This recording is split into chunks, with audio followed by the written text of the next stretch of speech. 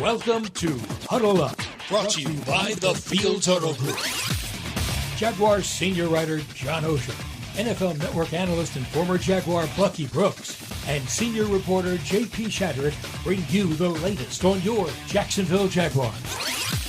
Huddle Up starts right now. And welcome in. Huddle Up with Bucky Brooks is brought to you by Fields Auto Group Jacksonville. See Fields first. Jacksonville's premier luxury auto group. Go to fieldsauto.com. JP Shadrick with John Oehser. We're at the Hyundai Studios inside the Miller Electric Center.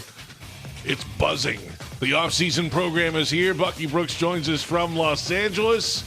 And it's finally here, Bucky. Players are back in the building.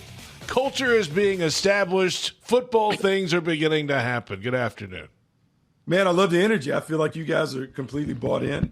There's a lot of energy. I feel like the effort is going to be great. We got great attitude.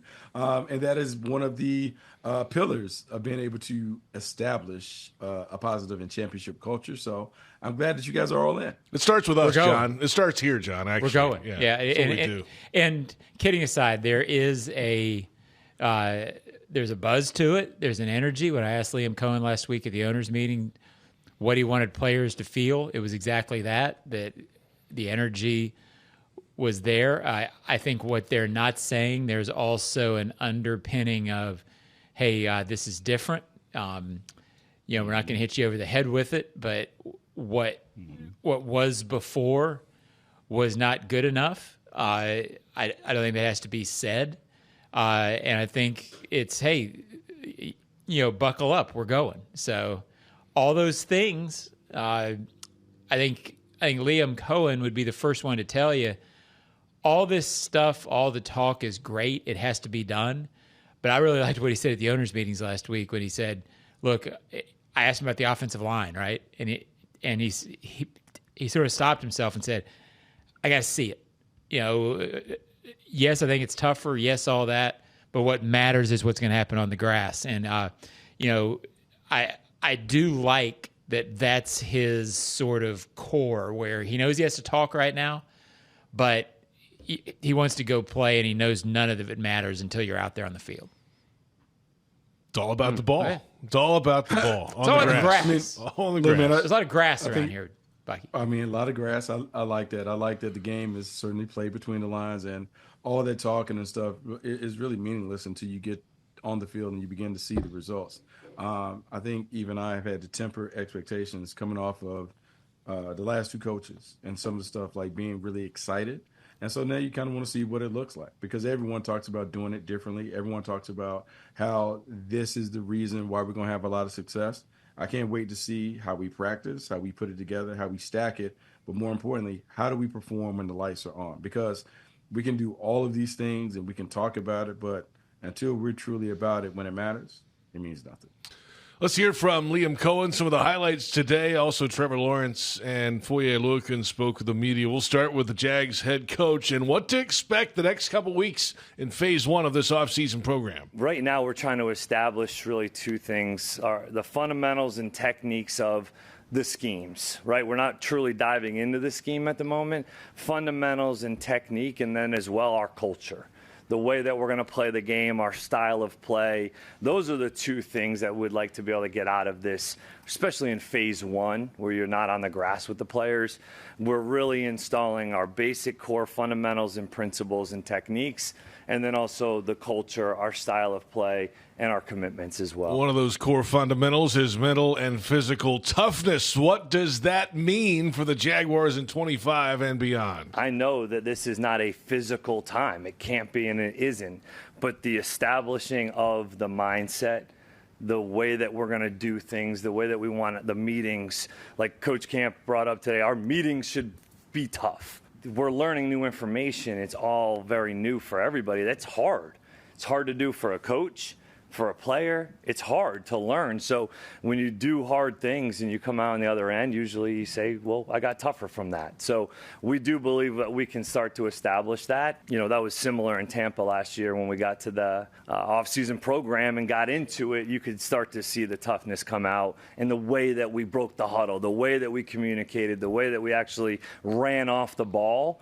you could see some of that stuff come to life. There's a couple from Liam Coen, the full press conference at Jaguars.com, Jaguars YouTube as well. And, that's we talked about this before, but now we're starting to see it today. We heard from Oluokun and Trevor Lawrence today about their initial impressions. And, today and yesterday and the first few days of this are huge to gain that trust of the team as a coach and a coaching staff, Bucky, and you got to set the tone right away. Yeah, you got to set the tone right away. You want to establish that. You want to make sure everyone understands the expectations and standards. You want to make sure that's clearly communicated. You want to be very direct with that communication. And then you have to hold players accountable to meeting those standards every day. I love what Liam Coen was talking about in terms of how they have to get it done. Now, some of it sounds kind of like hokey when it comes to like our meetings have to be tough, whatever, but it is an expectation that hard things are hard. And the only way that you're going to get to the other side of some of the obstacles that lie ahead is you got to go through it, and you got to begin to prepare yourself mentally to know that, hey, some adversity is going to come and we got to be able to deal with it. So I love all of that. And then my reaction to hearing like the players talk about it would be, hey, look, we've had similar things, but can you really buy in? Can you give of yourself to the team to really buy into to all the things that are being uttered and say, no, I believe in this. I'm going to believe in this, and I'm going to do everything in my power to make all of these things come to fruition. So it'll be interesting to see how this stuff plays out over the offseason, but more importantly, when we get into training camp in the regular season. Yeah, we're on the second day of phase one. We're not even to Bucky's favorite part of the year, which is OTAs. That's coming soon. So, coming. I love that they talked with energy. The players said this is clearly a young staff. Foye said, you can embrace that. I think it's better that they talked with energy than them being asleep at the wheel. You don't want them walking in here and like, boy, we're already bored. Seeing Udinski taking a nap. Right. So yeah, exactly. That everything feels right. Everything feels as it should, and we're gonna sound like a broken record if we keep saying we know none of it matters, because we're talking to a fan base that's heard this kind of thing before. And JP, Bucky, you've been around him a little bit at the combine. All I can tell you is it feels right. It feels like it has a spine to go with all of the bells and whistles. I'm optimistic about it working for the long term. I get that if you're not buying it, if you've heard it before, but something about it feels real to me, and we'll see how it goes. And I kind of go back real quick, Bucky, to last year. Like we heard in the aftermath of all this that there was rumblings pretty quick after the initial meetings in the offseason that, this doesn't feel great in certain areas of the building. Yeah, well, certain areas. There you go. So it's important. And right and you don't feel that now. So we'll see. Go ahead. Yeah, we'll see. And here's what I say: Liam Coen and everyone associated with the coaching staff, and even the front office, they have to believe what they're preaching. That's really, really important, because what happens, and I'll just go based off of last year. Last year, we talked about the tough camp, the tough this, the tough that. Then we got into the regular season, and the first hiccup, everything kind of fell apart.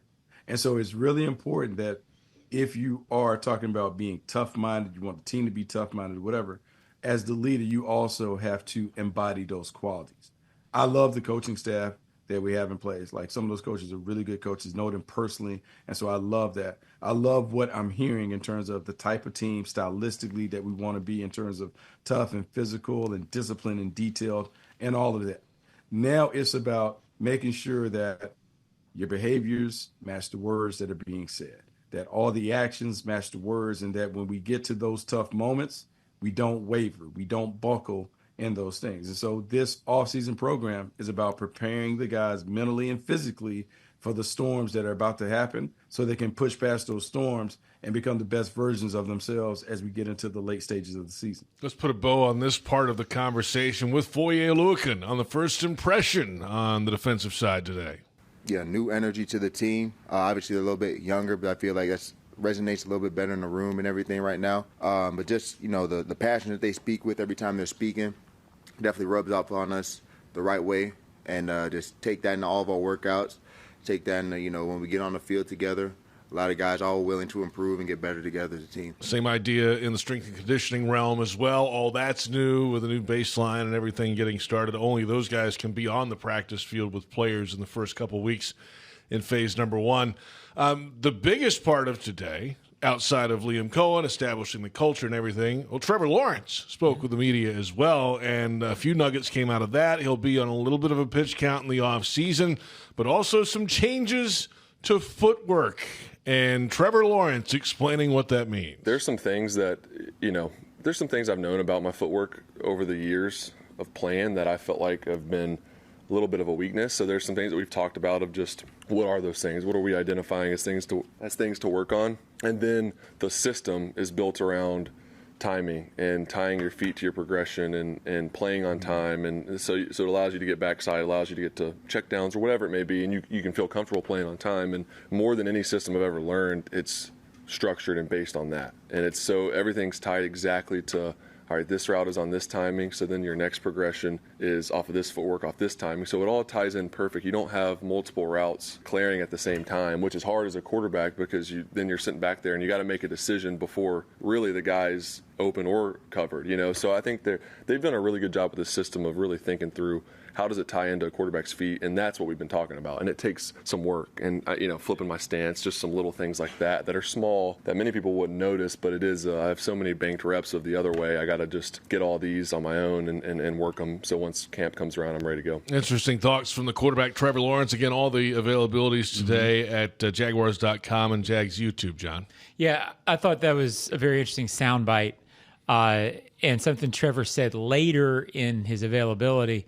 I'm not sure he was thinking about it in this way, but he said it's hard. It's going to be a hard scheme to learn. But Bucky, I think what I liked about what Trevor just said is it certainly sounded like he believed in the scheme. He believed in what he's seeing enough that during the hard process, I think any new scheme is going to be, a task for a quarterback to learn, varying levels of how difficult it is.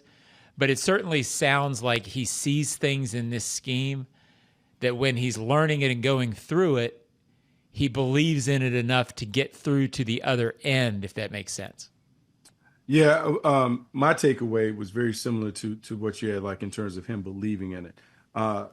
My interpretation of what Trevor said was he believes in the organization and the structure of the offense, that is sensible to him, that the footwork matches the depth of the route. And so for everyone to understand, there's a difference in 3 steps and go and 3 steps in a hitch and all of those things. Because for the quarterback, if he trusts his feet, he gets to the back foot, the ball has to come out on time.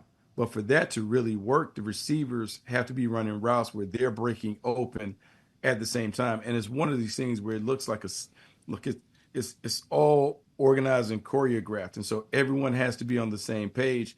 And when he talks about, like previously, guys kind of getting open at the same level, well, that's really hard for the quarterback to kind of figure out, like, well, who do I go to? Who do I think is going to come over? So there's more guesswork. And it appears, without seeing it, it appears that things are clearly defined. And that makes life easier on the quarterback. So I can't say that the system is quarterback friendly, but I will say I've seen Baker Mayfield, and I've also, because the offensive coordinator comes from Minnesota, I've seen Sam Darnold have a lot of success in this system. And I also think about the Rams and how Jared Goff looked one way for a long time. Sean McVay and that staff come in. He becomes a Pro Bowl player and takes a team to a Super Bowl in that system. So I'm a believer that there's something that they understand about tying it together with the quarterback's feet to allow him to have a lot of success. Yeah, and this sort of ties into it too. Liam Coen, in his availability today, talked a lot about playing with an unclouded mind, I think was the word that he used, or a clear mind. Eliminating the clutter. Yeah, okay. And so it's certainly, we'll find out how it all looks, but I think in those sound bites, we certainly heard the beginnings of the theme of what they're talking about and what Trevor Lawrence is going to be the storyline as we go forward into this season. Because to me, if he takes huge steps, the fundamentals around him, or the core around him, is capable of taking steps with him. Without him taking steps, I don't know that this roster is going to be enough to lift you to a 12-5 season. If he takes huge steps, anything can happen. He's the storyline, and I think we've seen the basis of our discussion points as we move forward with him. The Jags are coming to you. Join us on April 10th, Thursday, for an exclusive meet and greet with Jaguars legend Josh Scobie. The event will be held at Lemon Bar at 120 Atlantic Boulevard from 5:30 p.m. to 7 p.m. For more info, call 904-633-2000. That's your guy, John. That is my guy. You going to be there? I probably will not, but I'll text him. Oh, yeah. That'll go well. Yeah. It's Huddle Up with Bucky Brooks, JP Shadrick, and John Hosier in Jacksonville at the Miller Electric Center. Bucky Brooks with us out in Los Angeles. Other Jaguars news, Trayvon Walker receiving the fifth-year option. And then Liam Coen asked today about Devin Lloyd, also in that draft class, and no word on that yet. I got to kind of see him in the building first, be around him a little bit more. That was what the head coach said today. But really, around here at least, no surprise on the Trayvon Walker news with the production he's had the last 2 years, especially, John. Yeah, not a surprise to me. And I think the X factor becomes how soon and when do you approach him about a long-term contract. To me, I mean, people who listen know I love Trayvon. I love what he's about. I love what he brings. I think he's a guy that you want in your building and on your team for all the ways that he approaches it and for what he does on the field. And my sense, Bucky, I'm not surprised that they haven't done a deal yet, because when a new regime comes in and you're committing the sort of money that it will take, there's nothing wrong with saying, hey, we love what we've seen on film. We love what you're about. Baselli tells us all this stuff. Let's see it. Let's make sure the marriage works. Let's live together first, But I have no doubt, or very little doubt, that once you're around this kid, Bucky, he's the kind of guy you want to be around. Yeah, absolutely, man. You want to be around him. You love what he's about. He's about the right stuff. And as we think about championship teams having a core nucleus of players that are built the right way, that fit the culture, that fit how you want this team to ultimately perform on and off the field, man, how can you not like him? And we have seen that it's better to be on the front end of these things as opposed to the back end, because the rate only goes up.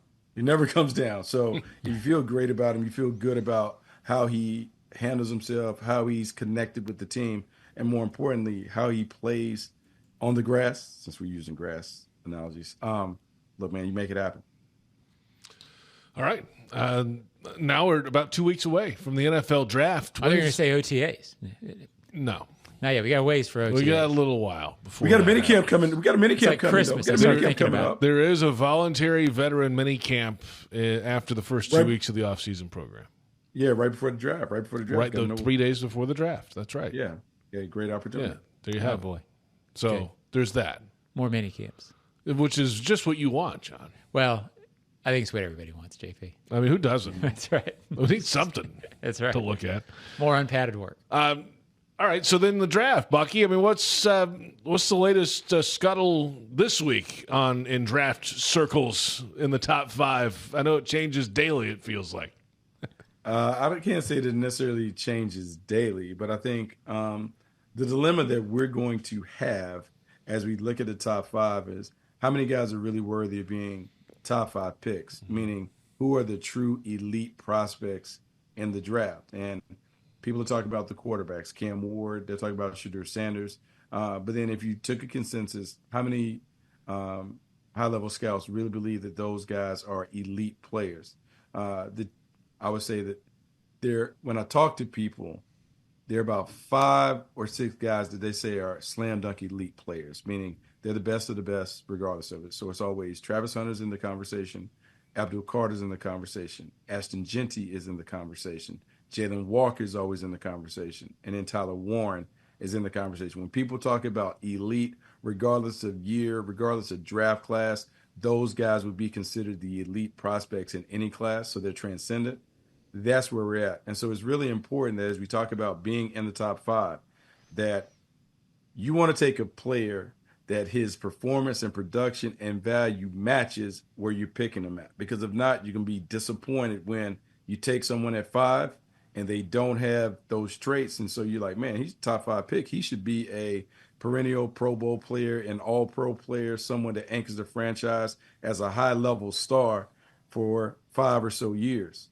If you don't put the right player in that 5th slot, you're going to be disappointed. And ultimately, you're going to have to redo it because he's never going to live up to what your expectation is. So that's why it's tricky in terms of making sure, not by need, but by best player available, that you take a player that is available at the 5th spot that gives you all-pro caliber production for the next 4 or so years. All right, a question then for the draft philosopher. Yeah. And I wonder about this. Jalen Walker, if a edge guy is elite, nobody has any issue with him in the top 5. What's weirder to see in the top 5 in this era, running back or tight end? Because both of them, historically, that's high. There are people in the league who would feel weird about either of those positions, top 5, right? Yeah, there are people that they kind of stick to that quote unquote positional value stuff. But what I would tell you is good players are good players and great players are great players. And there's a difference between good and great.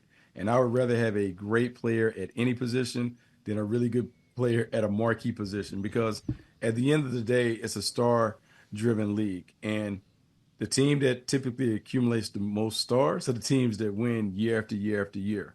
So regardless of whether it's a position, a high value position or not, I want to get a star at pick number 5. And I think it's really important that when you're evaluating the player, it pops and you can envision. Dave Gettleman got in trouble a few years ago when he took Saquon Barkley number 2, but he said, when I'm picking at the top of the board, it's important that I can close my eyes and envision this guy eventually donning a gold jacket.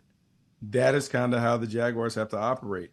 Who are the players in the draft that you can see being perennial Pro Bowl players and eventually evolving into a Hall of Fame caliber player? That's who should be on your radar when we're picking 5th overall. Yeah, and a funny discussion or email I received, somebody said, well, the running back, Genti, he's not AP. He's not Adrian Peterson. And my thought was, is he Saquon? Because, and those are the discussions, right? And I understand that's what you talk about with running backs, and there is a long-term value. I sort of fall into the other side of it. I would have trouble taking a running back that early just because I'm that guy. We touched on that last week. But I kind of get what you're talking about, Bucky. If he's Saquon. Well, let's not even talk about Saquon. What if he's Christian McCaffrey? Yeah. What if he's whatever? Like, when you really look at the history, the bust factor in the top 10 with running backs is not really what we make it out to be. Yeah. Like, the guys that have really been taken up there, even when people talk about Todd Gurley, oh my God, Todd Gurley. Todd Gurley was Offensive Player of the Year. Like, we would take that kind of production. I'll say this because you mentioned Saquon. What if he's Fred Taylor? Yeah. You said that last week. I'll take a glass of Fred. What if he's Fred? What if he can give you what Fred Taylor gave the franchise as RB1? Now, I would say this, the thing that I would suggest doing is make sure we backstop him with another high-level back. Maybe that's Tank Bigsby or whatever, but I'm just saying we have to grade the talent for the talent, and what we don't want to do is force somebody into that spot that we know in our heart of hearts is not a potential superstar. I would rather swing and miss on a guy who exhibits star-like traits than to settle for someone that is just, okay, he's a starter. In the top 5, you want more than just a starter. In the top 5, you want special. And is this the kind of back and forth, Bucky, that most teams are going to have for a month leading to the draft? Like, how does a draft room work like that? Or is it, hey, you know what? We believe this, and this is what we're going with. You know what I'm saying? Yeah, no, this is what we're doing. We're scrimmaging it out. And at some point, there's this overall philosophy of how we draft players and what we believe in. And that is set and established by the general manager. Hey, this is what we believe in philosophically when it comes to who we draft, how we attack the top of the board. Then it's the conversation that he has to manage between need versus best player available.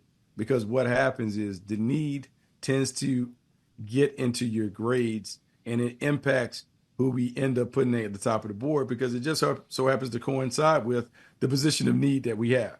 And what the general manager and the leadership team, they have to do is, no. Let's take the position out of it. How good is this player? What does he have?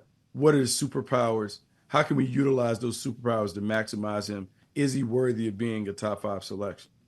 That's where the conversation should start. And then if you stack the board based on that, I always tell people it's really as simple. If we are all at the park and we're about to play pickup in a Turkey Day Bowl and we're going down, hey, give me Johnny, give me this, give me that. That's as simple as it really should be. Who do I want on my team that I know is going to help me win the Turkey Bowl? That's what I want. And it should be as simple as that. Don't make it harder than what it is. I know we talk about it being rocket science. It's not. Pick really good players. And the really good players pop on tape. Spend less time projecting how they're going to be. Look at the players that are really good. Take those guys. And more times than not, whatever they showed you in college, they're going to replicate it when they become pros. That kind of goes to the philosophy of not having them visit. I mean, take that a little bit out of the equation and focus on the tape. That's the influence, because what happens is we're trying to keep. So there's some coaches that believe in keeping distance from the players, because if you get emotionally attached, it clouds how you feel about them. Same thing with the draft process. There are guys that, man, we gravitate towards. There's some kind of connection that we have, but it may impact our ability to really take the bias out and evaluate the player for the player. I understand why you wouldn't want to have a lot of people in the building, because you're like, no. I don't want this to cloud, because I love the person. I don't want it to cloud how I really grade the player. Yeah, I like JP. I'm not taking him to play left tackle. So. Yeah, good idea. Don't need that. Nobody needs that. Certainly Trevor Lawrence doesn't need that. A lot of sacks off the edge. Yeah, look at Duck. Trevor, Duck, run. Hey, I got some bad news, guys. T-Pain is out. But Kodak Black, he's out. He's been replaced as the headliner for the May 31st show by Kodak Black. Wow, that's fine. Oh, that might bring out. It's going to bring out a different element in terms of the young people are going to show out more so than they would have shown out for T-Pain. So our players probably appreciate Kodak Black coming more so than T-Pain. They may not have paid it. That might have been like a throwback to the oldies. For our guys. Well, if you had a ticket for T-Pain, any previously purchased tickets are still valid, by the way, but if you need a refund, you'll get emails directly to Ticketmaster with instructions for that. So check out your email for that. Plenty of great shows coming up this spring and summer at dailiesplace.com. I'll say this. I am just as big a fan of Kodak Black. Oh, look, it doesn't change my plans. No, it doesn't change my mine. plans. We're still going. We're still going. My plans were to be there when T-Pain was in the building, so now I just have to update my playlist, make sure I'm up on Kodak Black and his latest stuff. But we're good to go. Nothing changes. Nothing changes. We're good to go. I wonder if we're locked in. Can we get the couch from Baselli, you think? One of those lounge couches things? Well, not if he's on it first. I mean, he's the EVP. He can make anything happen. He's like the wizard. I feel like we can go down Oz. We can go down to Yellow Brick Road and be like, hey, here's what we need, Tony. Boop. Yeah. Make a phone call. You keep feeling that way. I think it's like Aladdin. We get some wishes and whatever we want. Yeah. All right, we've got you got an EV podcast coming up soon, right? I do. I think it'll probably air, post, whatever you call it now. Probably next week, I believe. I talked to him today, and I think we're gonna give some time for the production crew to dress up a little bit. But it's good stuff. As people know, the EV podcast, which is what we're going to do periodically with Tony, he's high end in terms of verbalizing and saying what the direction of the franchise. So I'm excited about it, and it's a good one. Love that. Path to the draft still going on, Bucky? Yeah, path to the draft is still going on, but make sure you also pay attention. I know you guys are infatuated with mock drafts. Mock Draft Live also goes on Tuesdays. Path to the draft is daily. You can check all that out. We're doing great. Little content. We did like a little mini mock draft yesterday where I was able to put Jalen Walker with the Jaguars at 5 just because it happened to work out that way. So who knows? Who are you married to at 5, Buck? Not married to anybody. We just gonna make sure that we get a best player. Okay. Not married to anybody. We're gonna take the best player. We got to be number. We can't be married. We can't be married to people. Come on, I can walk down the hall and get that. What do we got? No, we can't be married to anybody because we're 5. We got 4 people that determine our fate. Okay. So I can't say, "Hey, man, I'm locked in on this player. He may not be there." So we got to go with an open mind. In fact, we got to get an open mind. I'll bet we could get even as guarded as Gladstone probably give us something more than that. I'll bet he would give us more than that. Yeah. I mean, look. Back in our day, I think, John, like it's like going to the sock hop. You can't go to the sock hop with one girl in mind. You got to make sure that you're open. You don't know who's going to say yes. You got to take a couple shots. Wait a minute before you get the bell of the ball. Hold on. Well, I knew they'd all say no, so I looked at it the other way. Sock hop?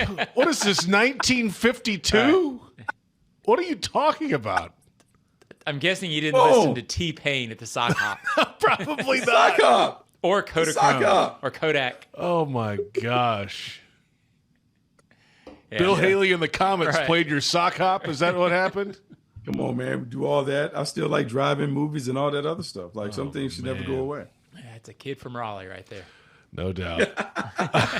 Thursday, it's Jaguars Happy Hour Radio, 4 o'clock. Lockman and I will have a recap of everything that happened today once again. Bucky, have a great week. We'll do it again next week.